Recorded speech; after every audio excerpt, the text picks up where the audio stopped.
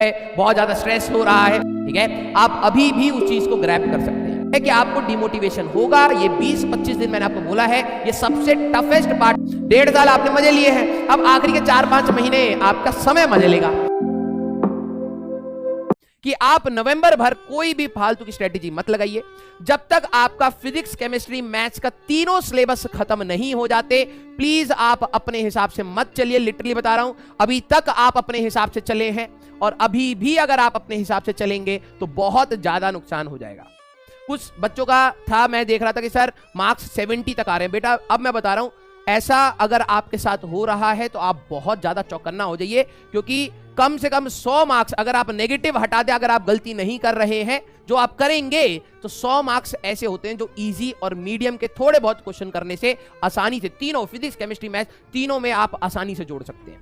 अगर आप 100 से नीचे हैं तो ये आपके लिए अलार्मिंग बेल है। इसके लिए आप नवंबर के बाद दिसंबर में स्टार्ट हो जाना। काम ये है कि आपको डिमोटिवेशन होगा, ये 20-25 दिन मैंने आपको बोला है, ये सबसे टफेस्ट पार्ट।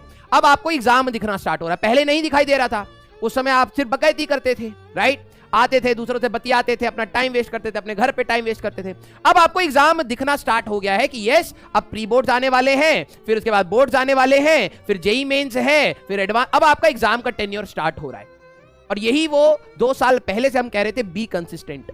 अगर आपने कम ही पढ़ा होता लेकिन अच्छे से पढ़ा होता तो आज शायद आप उतनी प्रॉब्लम में नहीं होते।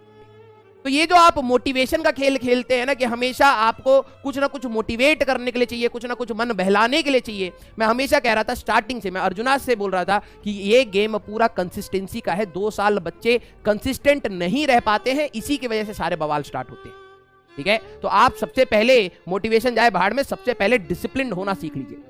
अगर मान लीजिए आपका मन नहीं भी कर रहा है, लेकिन अगर आप डिसिप्लिन है, एक पर्टिकुलर चीज को पर्टिकुलर टाइम पर करने के लिए आपने निर्धारित कर रखा है और आप उसको करने के लिए भाग्य है, तो आपको मोटिवेशन या डिमोटिवेशन से फर्क नहीं पड़ता। आप टाइम बाउंड हो चुके हैं, आपको वो करना है बिकॉज आप उसकी इंपॉर्टेंस को फील कर रहे हैं। आप डिसिप्लिन्ड हैं, कंसिस्टेंट हैं और आप रिजल्ट ओरिएंटेड नहीं सोच रहे। यही अभी आपके लिए सबसे ज्यादा इंपॉर्टेंट है।